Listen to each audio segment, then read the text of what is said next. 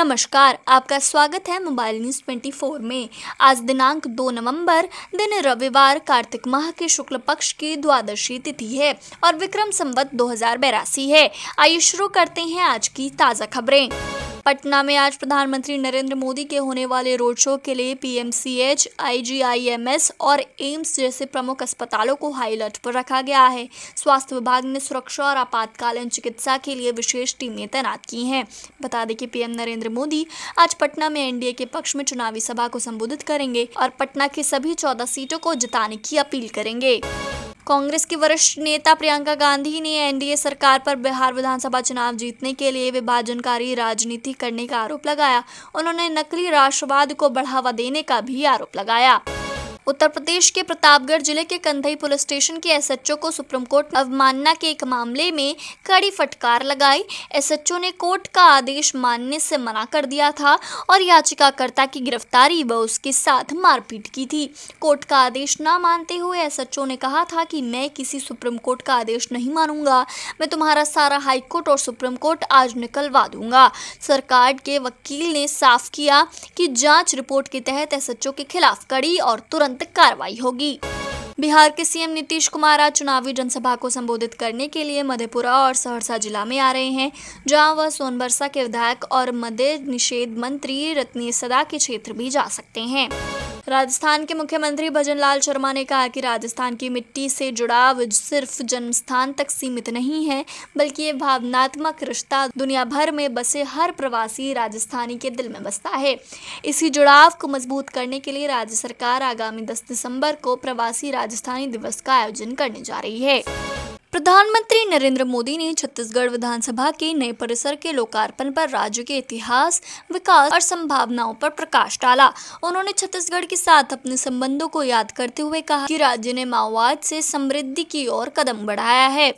केरल के मुख्यमंत्री पिनाराई विजयन ने विधानसभा में राज्य को अत्यधिक गरीबी से मुक्त घोषित किया। यह घोषणा राज्य के स्थापना दिवस पर हुई, लेकिन कांग्रेस नेतृत्व वाले यूडीएफ विपक्ष ने इसे धोखा बताते हुए सत्र का बहिष्कार किया। भारतीय अंतरिक्ष अनुसंधान संगठन CMM-03 नामक सबसे भारी संचार उपग्रह लॉन्च करने के लिए तैयार है।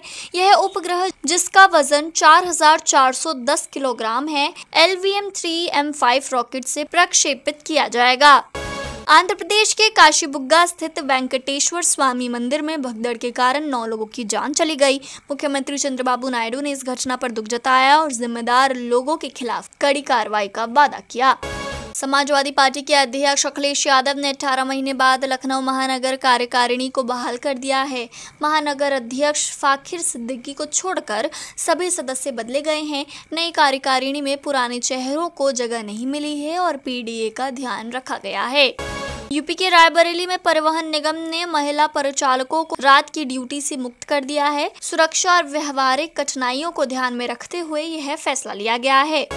बिहार में AIMIM सुप्रीमो असदुद्दीन ओवैसी ने बहादुरगंज और ठाकुरगंज में चुनावी रैलियों को संबोधित करते हुए तेजस्वी यादव और पीएम मोदी पर जमकर हमला बोला। उन्होंने तेजस्वी और वक्फ कानून के मुद्दे पर मुसलमानों को धोखा देने का आरोप लगाया और सीमांचल के इंसाफ के लिए लड़ने की बात कही। दिल्ली सरकार का लोगो, जो 1 नवंबर को दिल्ली दिवस पर जारी होने वाला था, उसे फिलहाल टाल दिया गया है। मुख्यमंत्री रेखा गुप्ता ने घोषणा की है कि लोगो का अनावरण तभी होगा जब सभी कैबिनेट मंत्री मौजूद हों।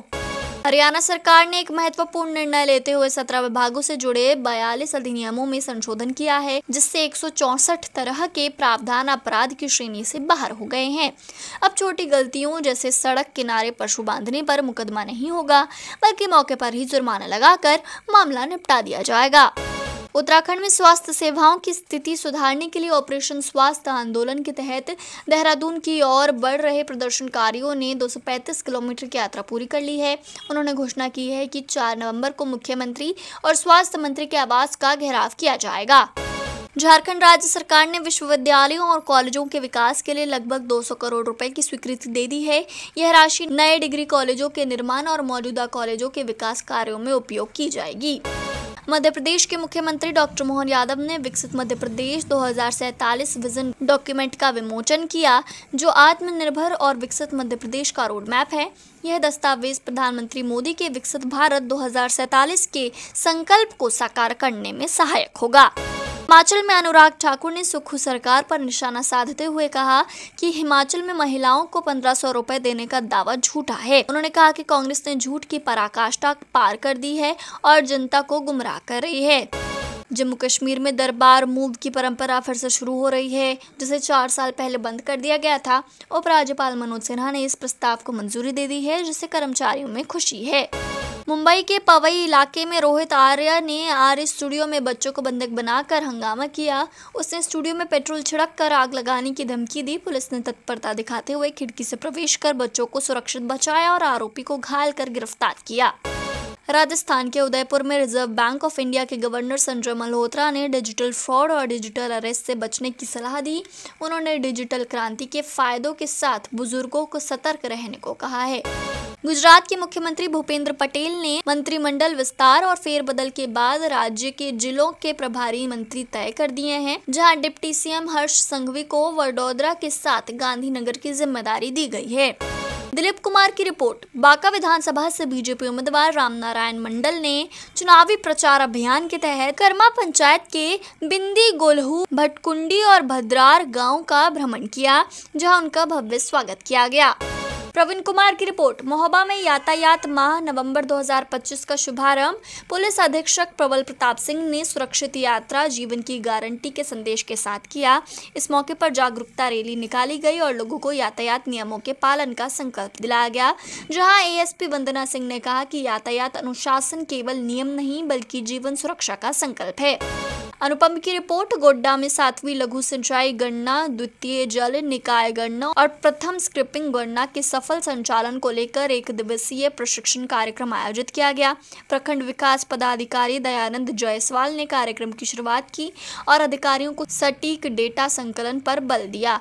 कनीय अभियंता वीरेश प्रताप सिंह ने ऐप के माध्यम से जल निकायों की गणना और ऑनलाइन डेटा प्रविष्टि की प्रक्रिया समझाई। सीताराम कुशवाहा की रिपोर्ट। जनपद संभल के थाना जूनाबाई क्षेत्र के कस्बा पतरिया में मलेरिया और डेंगू की रोकथाम के लिए नगर निगम ने विशेष अभियान चलाया। अभियान के तहत एंटी लार्वा दवा का छिड़काव, फैगिंग और सोर्स रिडक्शन का कार्य किया गया। जल जमाव रोकने और मच्छरों के प्रजनन स्थलों को खत्म करने पर विशेष ध्यान दिया गया। दोस्तों, मैं देख पा रही हूँ कि आप में से काफी सारे लोगों ने इस वीडियो को लाइक कर इस पर कमेंट किया है, लेकिन कुछ लोग अभी बाकी हैं। आप किस चीज का इंतजार करें? इस वीडियो को जल्दी से लाइक कर इस पर कमेंट करें। और अब बारी है कल की न्यूज में कमेंट करने वाले लोगों के नामों। उनके नाम है Chandrajit, Balwant Singh Gill, Premchand, SP Singh, Harimohan Gop, Rajendra Kelwa, Dina Bandukal Sai, Vijay Singh Bairwa, Keshav Chandra Tiwari, Sultan Sahab Malik, Praban Kalita, Ashok Kumar Arya, Prakash Raikwar, Shivji Patel, Santosh Bhatnagar, Rajesh Roy, Sushil Pandey, Prahlad Pandit, Chandrajit, Rakshram Arya, body builder M N Ishwardeen Vishwakarma, Gautam Mahato, Kajal Ganguly, Suresh Kumar, KP Tiwari, Praveen Kumar, Vinod Tiwari और श्यामंदन चौधरी। तो इतिहास सभा की ताजा तरीन खबरें, ऐसे खबरों में बने रहने के लिए चैनल को सब्सक्राइब करें, वीडियो को लाइक करें और ज्यादा से ज्यादा शेयर करें, ताकि आप और आपके जानने वाले रह सके देश और दुनिया की तमाम खबरों से अपडेट।